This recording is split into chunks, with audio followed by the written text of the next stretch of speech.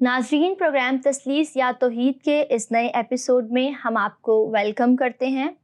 آج کے اس پروگرام میں ہم پرانے عہد نامے میں تثلیث کے موضوع پر گفتگو کریں گے، اور ایک بار پھر ہمارے ساتھ موجود ہیں بھائی سلیمان جون۔ ہم آپ کو اپنے شو میں ویلکم کرتے ہیں۔ جی بھائی سلیمان، ہم نے پچھلے پروگرام میں اس بات پر گفتگو کی تھی کہ پرانے عہد نامے سے تثلیث کو ہم کیسے اخذ کرتے ہیں، اور آج اسی گفتگو کو ہم جاری رکھیں گے۔ لیکن اس سے پیشتر کہ ہم آگے بڑھیں، میں چاہوں گی کہ ناظرین کی یاد دہانی کے لیے کچھ باتیں پچھلے شو میں جو ہم نے ڈسکس کی تھی، ضرور آپ اس کا جو ہے وہ نچوڑ بیان کریں۔ جی بہت بہت شکریہ انمول۔ پچھلے پروگرام میں ہم نے اس بات پر غور کرنے کی کوشش کی تھی کہ اگر یہ پرانا عہد نامہ جو ہے یہ یہودی بائبل ہے جی، اور یہ بنیادی طور پر یہودی قوم کے لیے ہی نازل یا الہام ہوا تھا، تو اس میں سے ہم مسیحی عقائد ہم کس طرح نکالتے ہیں؟ جی، تو اس کا اصول ہم نے یہ واضح کیا تھا کہ علم کی روح سے یا تفسیر کی روح سے تو ہم یہ نہیں کر سکتے۔ ہمیں دیکھنا پڑے گا کہ پرانے عہد نامے میں یہودی بائبل میں ان باتوں کا کیا مطلب تھا۔ لیکن جب مسیح آ گئے دنیا میں اور وہ انہوں نے زندگی گزاری، منادی کی، مصلوب ہوئے، جی اٹھے اور آسمان پر چلے گئے خدا کی دینی طرف، اس ایمان کے وسیلے سے جو ہمیں ایک نئی انڈرسٹینڈنگ ملتی ہے انجیل میں، نئے عہد نامے میں، کہ یہ ساری باتیں جو پیشتر ہوئی ہیں پرانے عہد نامے کے اندر، یہ سب مسیح کے اوپر اطلاق کرتی ہیں، اس پر لاگو ہوتی ہیں، اور مسیح میں سے ہوتے ہوئے آج کلیسیا پر ہم سب پر بھی لاگو ہوتی ہیں۔ اور اس میں ہم نے یہ بھی دیکھا تھا کہ جو پیش گوئیاں ہیں وہ بے شک مسیح کے بارے میں ہیں، لیکن بنیادی طور پر ان کا وہ مطلب نہیں ہوتا۔ بنیادی طور پر وہ واقعات ہیں، بنیادی طور پر وہ خدا کی طرف سے پیغامات ہیں جو بنی اسرائیل کے لیے براہ راست ہوئے ہیں، کہ جب وہ اپنے تاریخ کے مختلف ادوار سے گزرے ہیں تو نبیوں کی زبانی جو خدا نے ان سے کہا تھا، ان باتوں کو لے کر انجیل لکھنے والوں نے، نیا عہد نامہ لکھنے والوں نے ان کو بھی پیش گوئی بنا کر مسیح کے اوپر اس کا اطلاق کیا ہے۔ تو پیش گوئی کی ہم نے یہ پھر تعریف وضع کی تھی کہ پیش گوئی کا تعلق مستقبل سے نہیں ہوتا، بلکہ اس کا تعلق ماضی سے ہوتا ہے، کہ ماضی میں خدا نے کیا کیا ہے اور آج اس بات کو ہم کس طرح سے سمجھ سکتے ہیں۔ اور ہم نے انجیل میں سے اس کے کچھ حوالے بھی دیکھے تھے۔ تو یہ تھوڑا سا ریکیپ آپ کے کہنے پر ہم نے کیا ہے پچھلے شو کا۔ اچھا، جب آپ پیش گوئی کی وضاحت کر رہے تھے اور آپ نے اس کی تعریف اگرچہ بڑے اچھے طریقے سے بیان کی اور دیگر مثالوں کے ساتھ بھی سمجھانے کی کوشش کی، لیکن تو بھی میرے ذہن میں ایک سوال تھا جو کہ پچھلے پروگرام میں نہیں کر سکی کیونکہ پروگرام کا وقت جو ہے وہ پورا ہو چکا تھا، لیکن آج ضرور میں آپ سے سوال کروں گی کہ دیکھیں، آپ جب بات کر رہے ہیں کہ پیش گوئی کا تعلق جو ہے وہ مستقبل سے نہیں بلکہ ماضی سے ہے یا حال سے ہے، چلے حال تو پھر بھی قابل قبول ہے کہ پیشن گوئی کا تعلق حال سے ہے، لیکن یہ بات اس طور پر مجھے شاید ہضم نہیں ہوئی، میں بھی ناظرین میں سے بھی کسی کے ذہن میں یہ سوال آیا ہو کہ اگر پیش گوئی کا تعلق ماضی سے ہے تو پھر وہ پیش گوئی کہلائی ہی کیوں؟ تو اس سے ذرا تھوڑا سا ضرور واضح کیجیے۔ ہاں، یہ میرے لیے بھی ایک نئی بات ہے، لیکن یہ بنیادی اصول ہے کہ ہم دیکھیں، یہ پریڈکشن نہیں ہے کہ کوئی سٹے کا نمبر ہے یا کوئی سیاسی صورتحال کوئی بتا رہا ہے یا کوئی یہ بتانا چاہ رہا ہے کہ کرکٹ میچ کون جیتے گا۔ یہ نبیوں کا کام نہیں ہے۔ نبیوں کا کام یہ ہے کہ خدا کی طرف سے پیغام لوگوں تک پہنچائے۔ وہ پیغام جب کلام کی صورت میں ہمارے پاس آتا ہے تحریر میں، تو آج ہم، میرا اور آپ کا بطور اس کلام کے طالب علم اور اس کے مناد، ہمارا بھی یہی مقصد ہے کہ لوگوں کو جو ہمارے سامنے بیٹھے ہیں ان تک یہ پیغام پہنچایا جائے۔ تو یہ بات نہیں ہوتی کہ ہم مستقبل کی باتیں کرتے ہیں۔ میں نے آپ کو عام زندگی سے بھی یہ مثال دی تھی کہ ہم عام زندگی میں جب ہم یہ کہتے ہیں نا خدا کی اس میں کوئی مرضی ہوگی یا اس میں یہی خدا کی مرضی ہے، تو یہ بھی ہم تب اس کو محسوس کرتے ہیں جب وہ واقعہ ہو جاتا ہے، جب اس تجربے سے ہم گزر جاتے ہیں تو ہم کہتے ہیں یہ تو ہونا تھا، یہی خدا کی مرضی تھی۔ تو اب اگر آپ چاہیں تو میں اس کو نا مذہب، صرف یہ مسیحیت کی بات نہیں ہے کہ تنقید کرنے والے سوچیں کہ یہ کرسچینٹی کی بات ہے، ہر مذہب پر یہ اپلائی ہوتا ہے۔ اگر آپ چاہیں گی تو میں مختلف مذاہب سے اس کو واضح کرنے کی کوشش کر سکتا ہوں، اگر آپ مجھے اجازت دیں۔ جی ضرور، آپ کیجیے۔ اچھا، اور یہ ہم ناظرین سے اجازت لے کے اور معذرت کے ساتھ، کیونکہ ہم دوسرے مذاہب کی بھی بات کر رہے ہیں، ایک تاریخ اسلام کا ایک بہت بڑا واقعہ جسے ہم واقعہ کربلا کہتے ہیں، کچھ عرصے بعد محرم کا، یا شاید جب یہ ریکارڈنگ چلے تو ہو سکتا ہے محرم کا سیزن ہو۔ اب آپ کو پتہ ہے کہ یہ جو واقعہ تھا یہ اسلامی تاریخ کا بہت اہم واقعہ ہے، کیونکہ اس میں مسلمان قوم کے اندر ہی خانہ جنگی ہوئی، اور اس واقعے کی وجہ سے جو ان کا مقدس ترین خاندان ہے جسے اہل بیت کہتے ہیں، اور ان کے جو چشم و چراغ اور والی وارث تھے وہ اس میں قتل ہوئے. اب یہ ایک بہت دردناک واقعہ ہے، اور تاریخی طور پر یہ آج تک ان کے مذہب کے اندر یہ فرقوں کے درمیان ایک بحث کا موضوع بھی ہے. لیکن جو میں اس میں سے آپ کو بات کرنا چاہ رہا ہوں، دیکھیں جب اس طرح کا ایک واقعہ ہوا ہے، جنگ ہو رہی ہے، اس میں بچے بھی قتل ہو رہے ہیں، تو اس وقت جو ہے کیا وہ یہ بولتے ہیں کہ یا وہ بول سکتے ہیں کہ یہ خدا کی مرضی ہے؟ ایسا نہیں ہے، ٹھیک ہے. لیکن اس کے بعد کیا ہوا کہ غالباً 680 عیسوی کا یہ واقعہ کربلا، اس کے چند سال بعد ہی، آپ سمجھیں کہ 2-4 سال کے بعد ہی لوگوں نے جو حضرت علی کے ماننے والے تھے، جنہیں ہم شیعہ کہتے ہیں، انہوں نے وہاں پر آ کے خود ہی، کسی نے کہا نہیں ان کو، خود ہی اس مقام پر آئے، اس واقعے کو یاد کیا، رونا شروع کیا، ماتم کرنا شروع کر دیا. ٹھیک ہے، اور وہ ہم دیکھتے ہیں کہ وہ سلسلہ آج تک جاری ہے. بالکل. اب ماتم جب انہوں نے شروع کیا، یا انہوں نے اس کے اوپر سوچنا شروع کیا، یا گریہ کرنا شروع کیا، یا اس پہ توبہ کرنا شروع کی کہ ہمارے ہوتے ہوئے یہ واقعہ کیسے ہو گیا، یا ہم نے کیوں نہیں ان لوگوں کی مدد کی، اس سے شیعہ اسلام یا جو کربلا کے واقعات ہیں اس کی تھیولوجی یا جو اس کی الہیات ہیں وہ وضع ہونا شروع ہوئی. تو اب آپ یہ دیکھتے ہیں، اور یہ میں ناظرین سے بھی کہوں گا کہ وہ دیکھ سکتے ہیں کہ جب یہ محرم کا مہینہ آتا ہے، اس میں جو مجالس ہوتی ہیں، تو اس میں جو علماء کرام ہیں یا جو تقریر کرنے والے ہیں، وہ اس واقعے کی پیش گوئیاں شروع کرتے ہیں بنائے عالم سے پیشتر سے کہ یہ ہونا ہی تھا. مطلب وہ آدم میں حضرت علی، حضرت حسین، حنوک، نوح، موسیٰ، ان کے ذریعے وہ ان کو بیان کرنے کی کوشش کرتے ہیں. اور اب ان کے دماغ میں یا ان کے ایمان میں یہ بات ہے کہ یہ واقعہ خدا نے طے کیا تھا، یہ خدا کی مرضی کے مطابق ہوا ہے، اور یہی ہونا تھا. بے شک ایک طرح سے اہل بیت کو شکست ہوئی، ایک طرح سے وہ سمجھتے ہیں یہ فتح ہے، ان کے ایمان کے مطابق یہ فتح ہے. تو ایک ٹریجک یا ایک سانحے کو وہ خدا کی مرضی بنا کر آج اس پر ایمان لاتے ہیں. لیکن آپ یہ دیکھیں کہ یہ کس طرح ہوا ہے، یہ اسی طرح ہوا ہے کہ واقعہ ہو چکا ہے، اس پر جب انہوں نے غور کیا، اس کے بعد وہ اس نتیجے پہ پہنچے کہ نہیں، یہ خدا کی مرضی تھی، اور تمام پیش گوئیوں کے مطابق یہ ایسا ہی. سو مچ سو وہ بائبل میں سے اس واقعے کی پیش گوئیاں نکالتے ہیں ان کے جو علماء ہیں، کہ بائبل میں بھی اس واقعے کا ذکر ہے. تو پہلے یہ واقعہ ہوا، جنگ کا واقعہ، اس کے بعد انہوں نے بات کی کہ یہ خدا کی مرضی کے مطابق ہے. تو اس کے بعد پھر انہوں نے اس کی پیش گوئیاں ڈھونڈنی شروع کی کلام مقدس میں، دوسری مذہبی کتابوں میں. میں کتاب کا حوالہ یہاں دینا چاہوں گا، رضا اسلان کی کتاب ہے نو گاڈ بٹ گاڈ. میں انگریزی میں پڑھ کے پھر اس کا ترجمہ کرتا ہوں، پیج نمبر 179 سے. وہ یہ کہتے ہیں، just as early Christians coped with Jesus' demoralizing death by reinterpreting the crucifixion as a conscious and eternal decision of self-sacrifice, so also did the Shia claim martyrdom to have been both a conscious and an eternal decision. رضا اسلان یہ کہہ رہے ہیں کہ مسیح کی بھی جو موت تھی، اب وہ بھی ایک دردناک اور ہیبت ناک تھی، لیکن مسیحیوں نے اس سے کیا تعبیر کی، انہوں نے اس کی کیا انٹرپریٹیشن کی کہ یہ مسیح کا شعوری فیصلہ تھا اور یہ خدا کی ازلی منصوبہ تھا. کہہ رہے ہیں اسی طرح شیعہ حضرات بھی یہ کلیم کرتے ہیں کہ جو اہل بیت نے شہادت حاصل کی وہ ان کا شعوری فیصلہ تھا اور یہ ازلی فیصلہ تھا اس واقعے سے گزرنے کے بعد. ٹھیک ہے، تو یہ ایک اس کی مثال ہے مذاہب کی تاریخ میں سے کہ واقعہ ہونے کے بعد پھر آپ اس کو بولتے ہیں کہ یہ خدا کی مرضی ہے، یا جو پیشن گوئیاں ہیں پہلے کی وہ اس واقعے کے اوپر پوری ہوتی ہیں. اب اسی طرح کا ایک واقعہ یا اسی طرح کی مثال میں آپ کو بائبل میں سے بھی دے سکتا ہوں، یہودی بائبل میں سے، یہودی قوم کی تاریخ سے بھی. ہمیں پتہ ہے کہ جو بنیادی واقعہ ہے پرانے عہد نامے کا وہ ہے اسیری. جی، بنی اسرائیل کی بابل میں اسیری، یعنی بابل جو اس وقت کی سپر پاور تھی، آج عراق کا جو علاقہ ہے،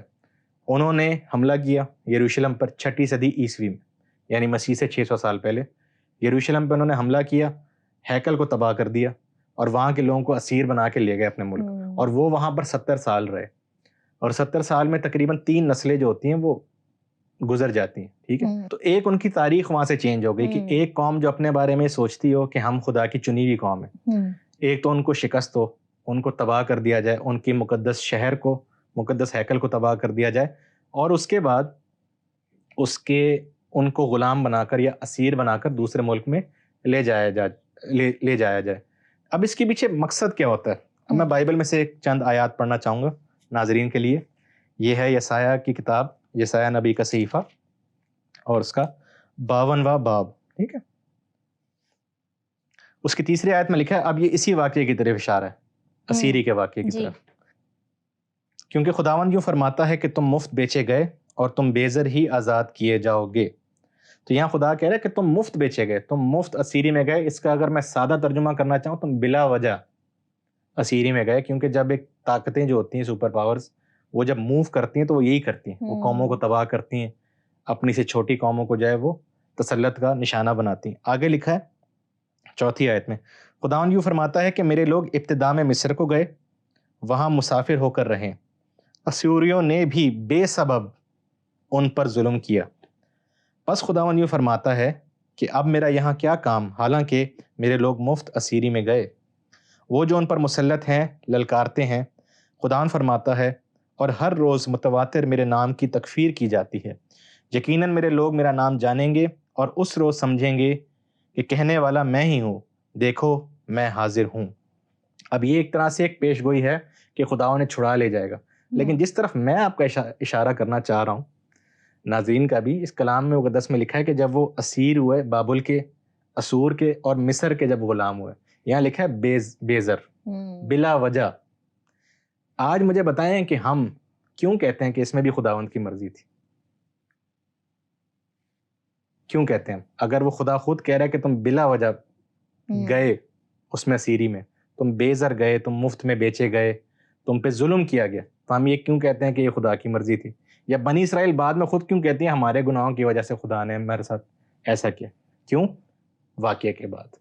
جب وہ اس واقعے سے گزر جاتے ہیں تو پھر وہ کہتے ہیں نہیں، یہ خدا کی ہی مرضی تھی، اور خدا نے ہمیں اگر اسیری میں بھیجا اور پھر وہاں سے بچایا تو اس کے پیچھے کوئی نہ کوئی مشیت ہوگی، اس کی کوئی نہ کوئی منشا ہوگی. اور وہ منشا یہ ہے کہ بنی اسرائیل پھر قوموں کے لیے ایک نشان بنے. اور اسی طرح 53ویں باب میں پھر لکھا ہے نا کہ جو خدا کا خادم ہے. اب یہ یہودی کو ہم اپنے بارے میں سمجھتی ہے کہ ہم وہ خدا کے خادم ہیں جو دنیا کے گناہوں کے لیے مارے گئے، ہم پر ظلم ہوا تاکہ دنیا نجات پائے. اور صرف یہ تب کی بات نہیں ہے بابل کی اسیری کی، ابھی 100 سال پہلے بھی نہیں، دوسری جنگ عظیم کے وقت جو ہولو کاسٹ کا واقعہ ہے کہ جب ہٹلر نے اور نازیز نے 6 ملین یہودیوں کا قتل عام کیا جرمنی کے اندر، تب بھی انہوں نے اسی باب کو پڑھا کہ ہم پر سیاست کی گئی، ہمیں مصلوب کیا گیا یا ہمیں قتل کیا گیا تاکہ دنیا نجات پائے. ٹھیک ہے، تو اس ایک ہیبت ناک واقعے سے گزر کرے وہ جنگ ختم ہوئی اور ایک نئی دنیا تشکیل پائی. ورلڈ وار 2 کے بعد والی دنیا وہ نہیں ہے جو پہلے تھی. تو اب اس واقعے میں بھی آپ یہ دیکھیں کہ اصول وہی ہے کہ پہلے واقعہ ہوتا ہے، اس میں سے جب وہ گزرتے ہیں لوگ، اس کے بعد پھر ان کو یہ سمجھ میں آتا ہے کہ نہیں یہ خدا کی مرضی تھی، اور پھر جو پرانی پیش گوئیاں ہوتی ہیں یا جو پرانی باتیں ہوتی ہیں پھر وہ اس پہ اطلاق کرتی ہیں. اسی طرح اب مسیح اور اس کی صلیب کو بھی آپ لے لیں کہ جب مسیح صلیب پر ہے، جب وہ مر رہا ہے، تب کون کہہ سکتا ہے کہ یہ خدا کی مرضی کے مطابق ہے؟ لیکن جب اس واقعے سے آپ گزرتے ہیں، جب مسیح جی اٹھتا ہے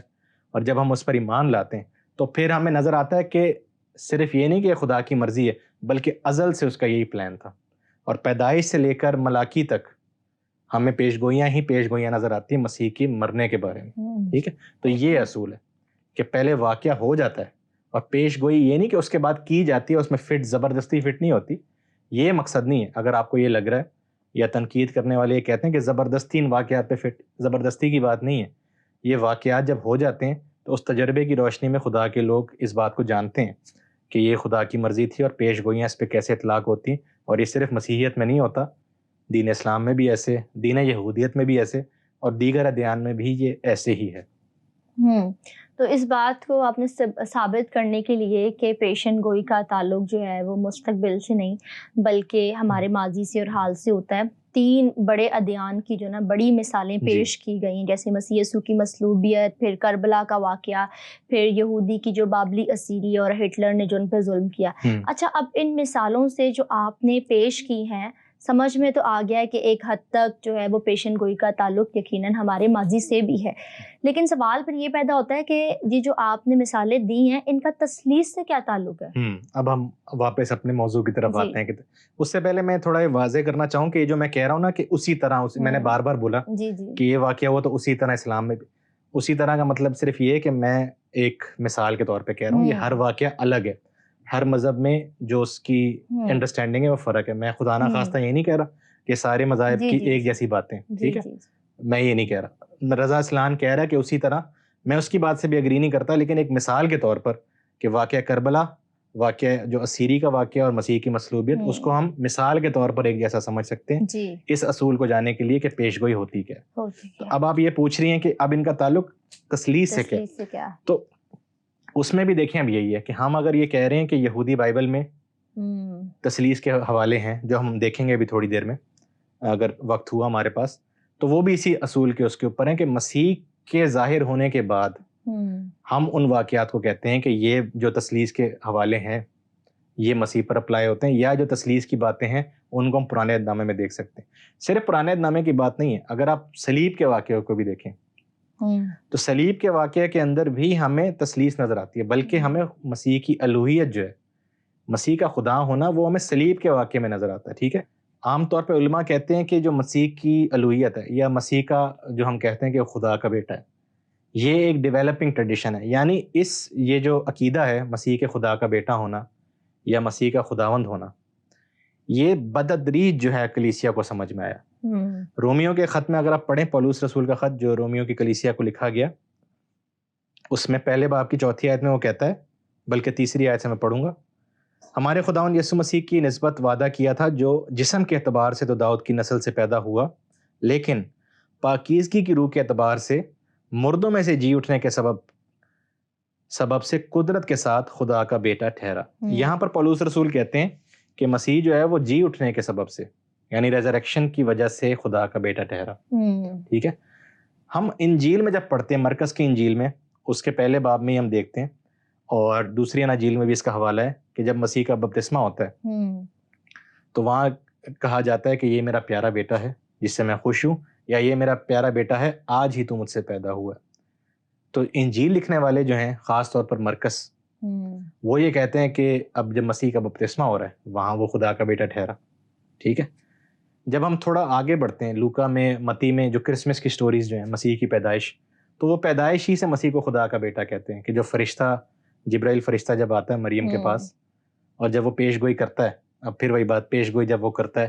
کہ تمہارے بیٹا ہوگا, پھر وہاں لکھا ہے کہ وہ خدا تعالیٰ کا بیٹا کہلائے گا. تو شروع بات کہاں سے ہو رہی ہے کہ وہ جی اٹھنے کے سبب سے خدا کا بیٹا ٹھہرا. پھر انجیل میں یہ ہے کہ نہیں, بپتسمے میں خدا کا بیٹا ٹھہرا. پھر اس سے بھی پیچھے ہو جاتے ہیں, وہ کہتے ہیں نہیں, وہ اپنے پیدائش میں خدا کا بیٹا ٹھہرا.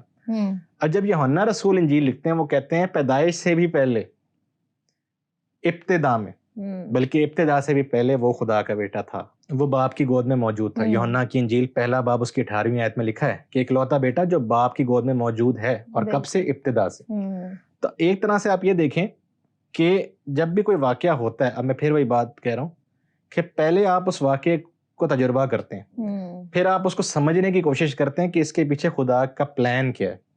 تو آہستہ آہستہ آپ اس نتیجے پہ پہنچ جاتے ہیں کہ ازل سے ہی خدا کا یہ پلان تھا. اور آپ یہ دیکھ سکتے ہیں کہ انجیل کے اندر ایسا ہی ہوا ہے. کلیسیا نے اس کو اس طرح ہی سمجھا کہ پہلے واقعے کو دیکھا, پھر انہوں نے آہستہ آہستہ کہا کہ نہیں,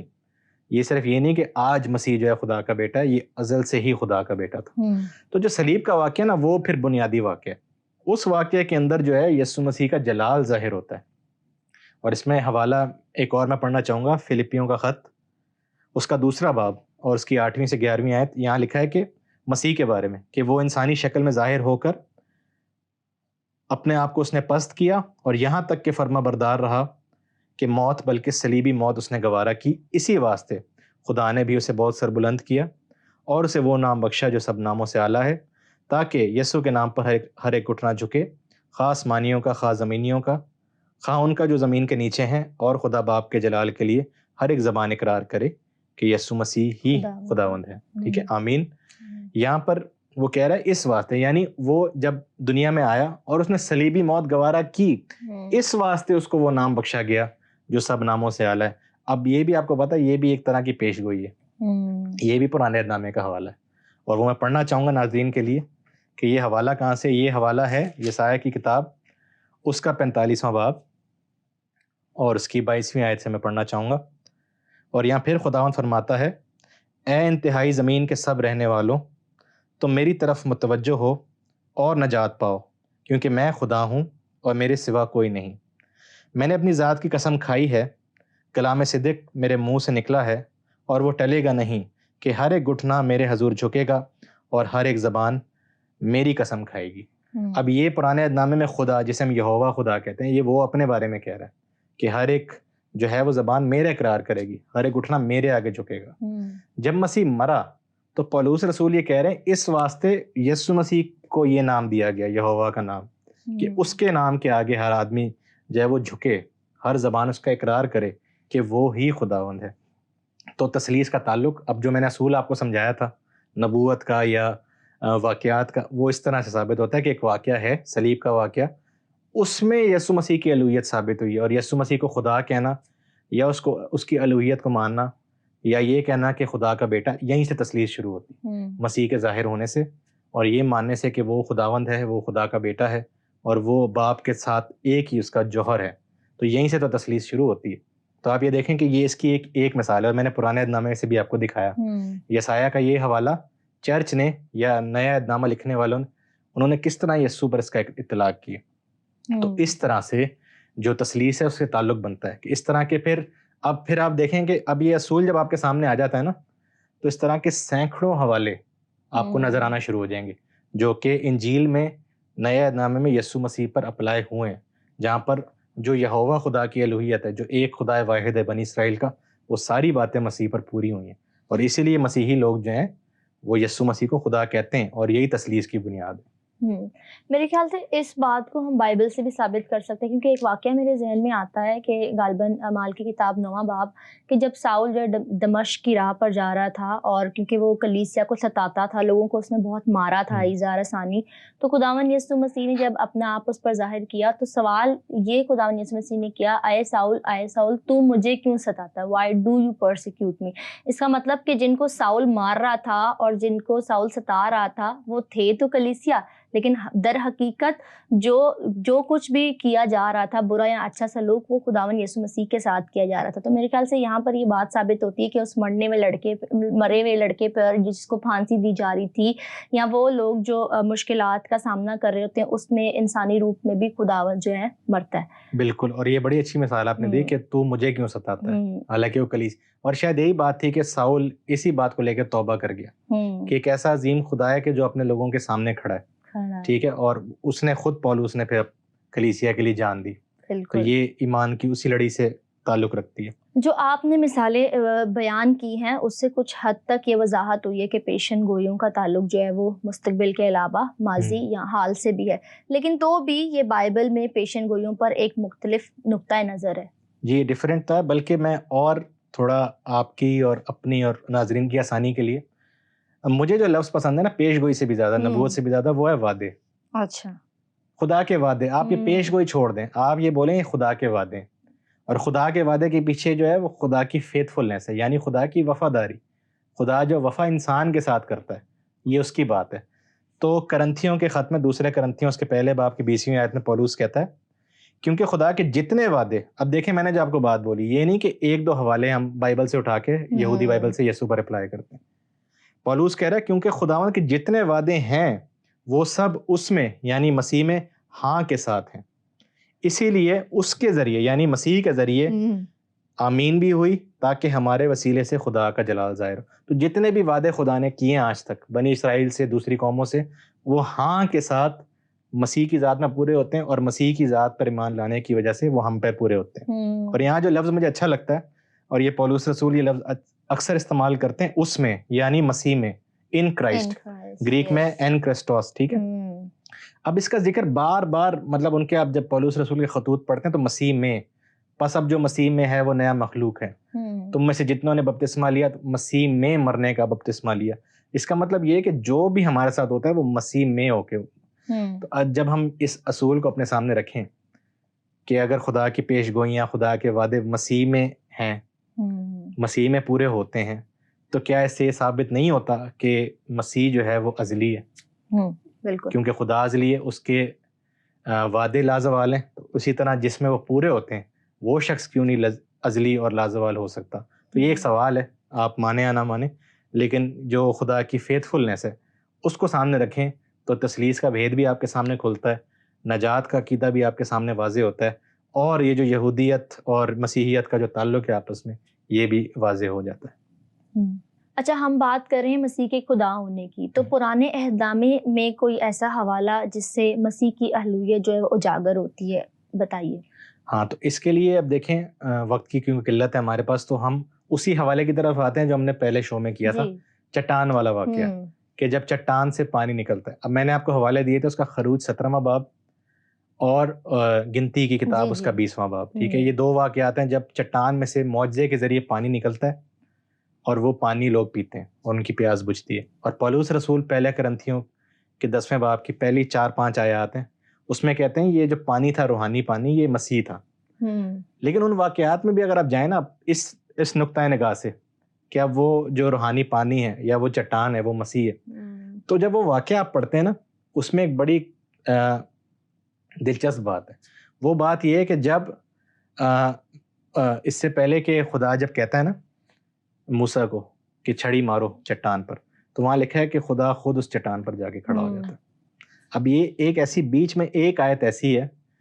جو سمجھانا مشکل ہو جاتا ہے اگر ہم صرف یہودی ایمان سے دیکھیں، لیکن اگر ہم تثلیثی ایمان سے دیکھیں تو اس آیت کو اجاگر کرنے میں آسان ہوتا ہے کہ خدا خود اس چٹان پہ موجود ہے، کیونکہ خدا خود بنی اسرائیل کی چٹان ہے۔ یہ شریعت میں بھی لکھا ہے، زبوروں میں بھی لکھا ہے،